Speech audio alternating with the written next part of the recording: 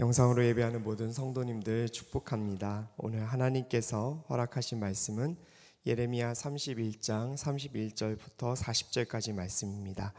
저와 여러분이 자막 보시면서 함께 읽도록 하겠습니다. 여호와의 말이다. 내가 이스라엘의 집과 유다의 집과 새 언약을 맺을 날들이 오고 있다. 이 언약은 그들의 조상들의 손을 붙잡고 이집트 땅에서 나오게 하던 날 내가 그들의 조상과 맺은 언약과는 같지 않다. 내가 그들의 남편이었음에도 그들은 내 언약을 깨뜨렸다. 여호와의 말이다. 여호와의 말이다. 이것이 내가 그날들 후에 이스라엘의 집과 맺을 언약이다. 내가 내 율법을 그들의 생각 속에 주고 그들의 마음에 기록할 것이다. 그리하여 나는 그들의 하나님이 되고 그들은 내 백성이 될 것이다. 그들은 각자 자기 이웃에게 또는 자기 형제에게 더 이상 여호와를 알라 하고 말하지 않을 것이다.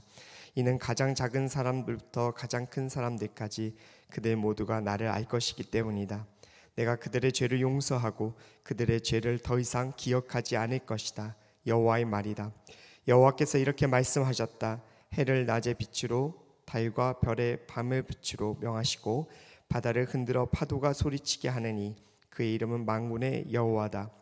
여호와의 말이다. 이러한 법칙들이 내 앞에서 어긋나지 않는 한 이스라엘 자손 또한 내 앞에서 한 민족으로 남아있기를 영원히 멈추지 않을 것이다. 여호와께서 이렇게 말씀하셨다. 저 위에 하늘이 측량될 수 있고 저 아래 땅의 기초가 조사될 수 있다면 나도 이스라엘 자손들이 행한 모든 것으로 인해 이스라엘 자손들을 버릴 수 있을 것이다. 여호와의 말이다. 여호와의 말이다. 보라, 이 성읍이 여호와를 위해 하나넬의 탑으로부터 모퉁이 문까지 재건될 날이 오고 있다. 측량하는 줄자가 그곳에서부터 곧바로 가렙 언덕까지 갈 것이고 그 다음 고아로 돌아갈 것이다. 시체들과 제의 골짜기 전체와 기드론 시내와 동쪽의 맑은 모퉁이에 이르는 모든 들판이 여호와께 거룩한 곳이 될 것이다. 그 성읍이 결코 다시는 뽑혀 무너지지 않을 것이다. 아멘. 출애굽기 19장에 보면 애굽을 탈출한 이스라엘 백성들이 하나님과 언약을 맺는 장면이 나옵니다. 너희가 내 말을 잘 듣고 내 언약을 지키면 너희는 내 소유가 되고 제사장 나라가 되며 거룩한 백성이 될 수 있다라는 그 하나님의 말씀에 이스라엘의 모든 백성들은 일제히 여호와께서 명령하신 대로 우리가 다 행하리라라고 이렇게 응답을 합니다. 자, 이것을 통해서 이스라엘 백성들과 하나님은 언약을 맺고 그리고 이스라엘은 그분의 고귀한 신부가 됩니다. 자, 그러나 안타깝게도 출애굽 여정에서 그들은 수없이도 하나님과의 언약을 깨뜨렸고 아버지의 마음을 고통스럽게 합니다. 그 하나님의 고통스러운 심정이 민수기 14장의 22, 23절에 잘 드러난다라고 저는 믿습니다. 가데스 광야에서 가나안 정탐꾼들의 그 소식을 듣고 그들은 모세와 아론을 원망했고 그리고 여호수아와 갈렙을 돌로 쳐 죽이고자 합니다. 그리고 애굽 땅으로 돌아가려고 하죠. 바로 이때 하나님께서는 진노하시면서 이렇게 말씀을 하십니다. 내 영광과 나의 이적을 보고도 10번이나 나를 시험하고 내 목소리를 청정하지 않은 너희들은 모두 광야에서 죽게 될 것이다. 저는 이 말씀을 매번 묵상할 때마다 얼마나 하나님께서 가슴이 아프셨으면 창조주이신 여호와 하나님께서 사람들이 지은 죄를 그 사람들이 말씀을 어긴 그 언약을 어긴 그 횟수까지 언급하시면서 이렇게까지 선언하셨을까라고 생각을 합니다. 어디 10번뿐이겠습니까? 이스라엘은 남편을 배반하고 떠나버린 호세아 선지자의 그 아내였던 고멜처럼 정말 여러 번이고 하나님의 가슴에 대못을 박습니다. 바로 이와 같은 배경을 두고 하나님께서는 예레미야 31장 31절 32절 말씀을 하신 것인데요. 여러분들 생명의 삶 또 책을 보시면서 자막을 보시면서 함께 읽도록 하겠습니다. 여호와의 말이다. 내가 이스라엘의 집과 유다의 집과 새 언약을 맺을 날들이 오고 있다. 이 언약은 그들의 조상들의 손을 붙잡고 이집트 땅에서 나오게 하던 날 내가 그들의 조상과 맺은 언약과는 같지 않다. 내가 그들의 남편이었음에도 그들은 내 언약을 깨뜨렸다. 여호와의 말이다. 사실 우리 모두는 알고 있습니다. 출애굽 당시에 하나님께서 우리들에게 주신 옛 언약은 결코 불완전한 언약이 아닙니다. 하나님의 율법은 완전합니다. 하지만 죄성이 가득한 우리 인간이 불완전하기에 그 완전한 율법을 매번 어기고 지키지 못한 것이죠. 바로 이 때문에 하나님께서는 결단하십니다. 바로 새 언약을 주시기로 그분은 결정을 하십니다. 여기서 나오는 이 새 언약이란 오늘 말씀에는 구체적으로 언급은 없지만 사실 새 언약이라는 것은 예수 그리스도의 구속 사역과 그에 대한 믿음으로 그 믿음을 근간으로 해서 유지되는 언약을 바로 새 언약이라고 말할 수 있습니다.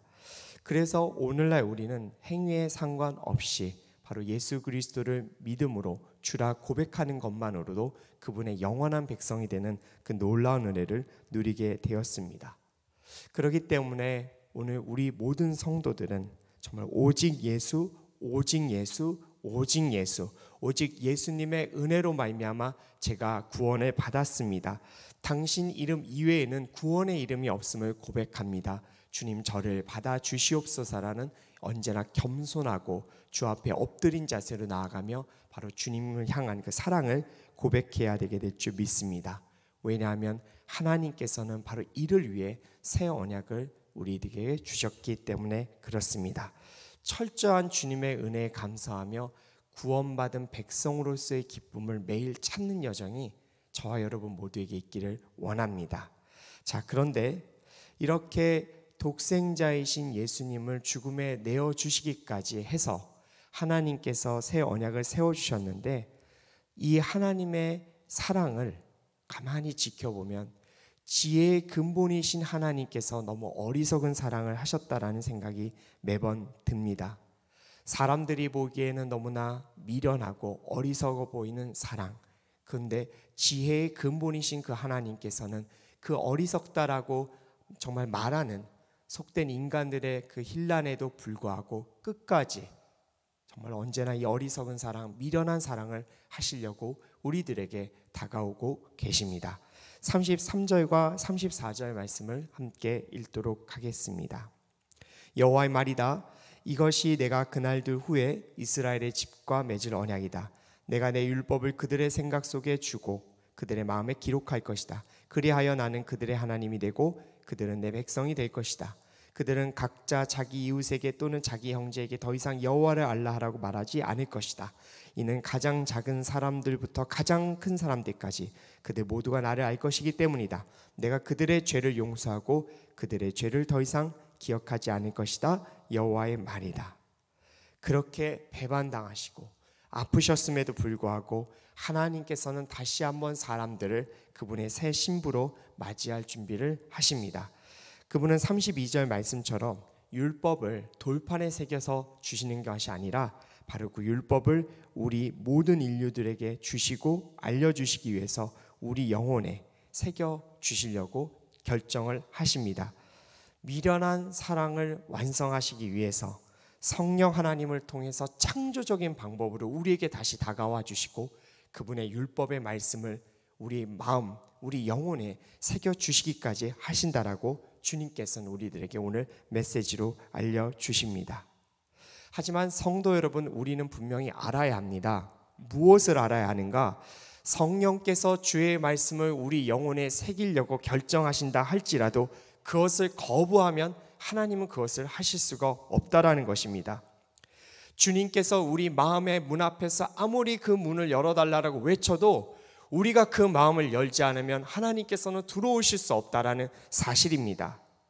사랑하는 여러분, 미련한 사랑, 어리석은 사랑을 완성하시기 위해서 성령 하나님께서는 오늘 우리 가운데 들어오셔서 바로 그분의 말씀을 우리 영혼에 새겨 주시겠게 하겠다고 그 수고를 마다하지 않고 우리 가운데 들어오시겠다라고 말씀하시지만 우리가 그분을 차단하고 우리가 그분을 거부하면 그 사랑은 결코 우리 가운데 이루어질 수 없다라는 사실을 우리는 깨달아 알아야 합니다. 그러므로 언제나 하나님, 당신이 제 마음에 들어오신 것을 허락합니다. 성령 하나님, 우리 가슴에 들어오셔서 당신의 말씀을 우리 가슴에, 우리 영혼에 새겨 주시옵소서라는 이 믿음의 고백이 터져나와야 하나님께서 오늘날 우리들에게 주신 새 언약의 약속이 우리들 가운데 이루어져서 영원한 그 하나님의 백성이 될 수 있다라는 것이죠.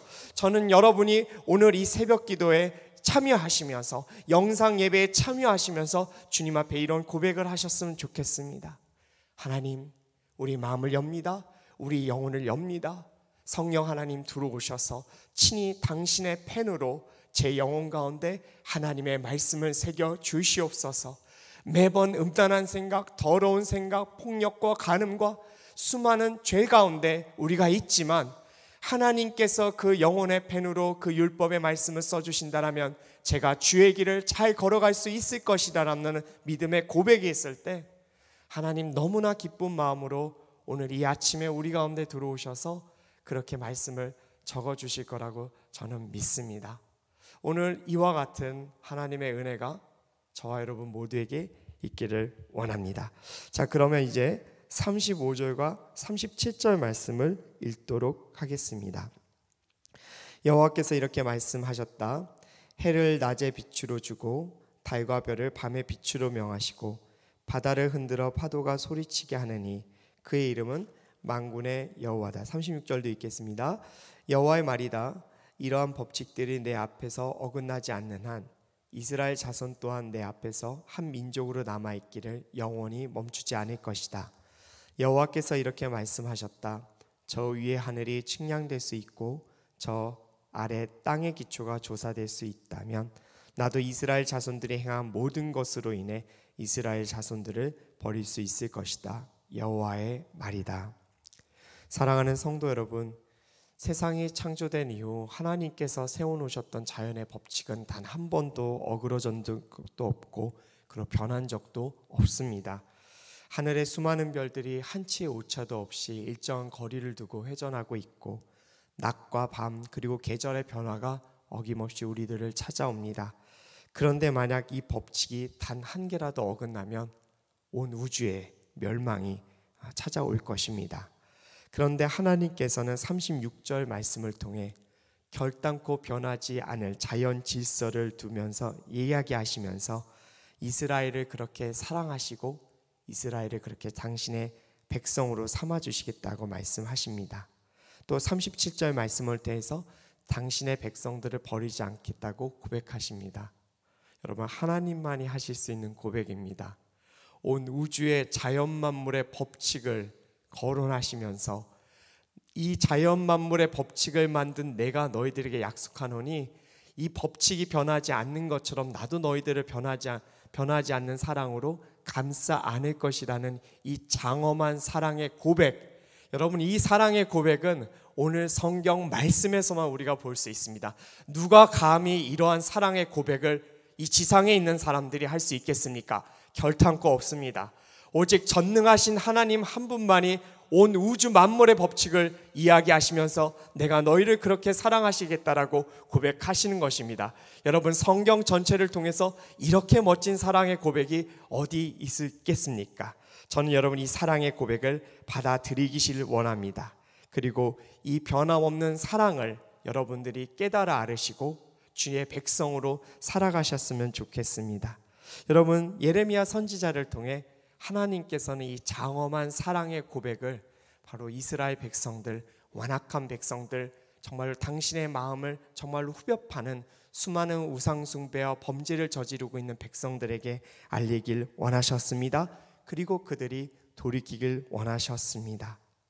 사랑하는 우리 성도 여러분, 이와 같은 예레미야 말씀을 통해서 우리가 알아야 하는 것이 무엇인가? 계속 듣는 메시지이지만 우리는 매번 들어야 할 메시지인 것 같습니다. 바로 우리를 인내하시면서 우리를 변함없이 사랑하신다는 그 주님의 마음을 오늘 예레미야 말씀을 통해서 우리는 깨달아 알아야 할 것입니다. 어린 딸을 늘 대하면서 하나님의 변함없는 사랑은 무엇일까 이렇게 생각을 자주 하곤 합니다. 그리고 아이를 그렇게 사랑하려고 노력을 하지만 그 사랑이 매번 쉽지 않다라는 사실을 깨달아 압니다.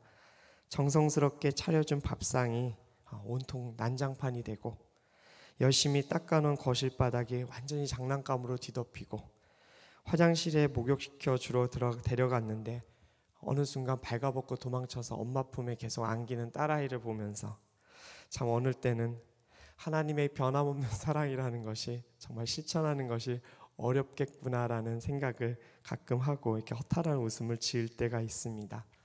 그렇지만 그 순간 매번 기억합니다. 그래, 하나님 이렇게 매번 사랑하셨지. 그리고 지금도 이렇게 매번 변함없는 사랑으로 우리를 사랑하고 계시지.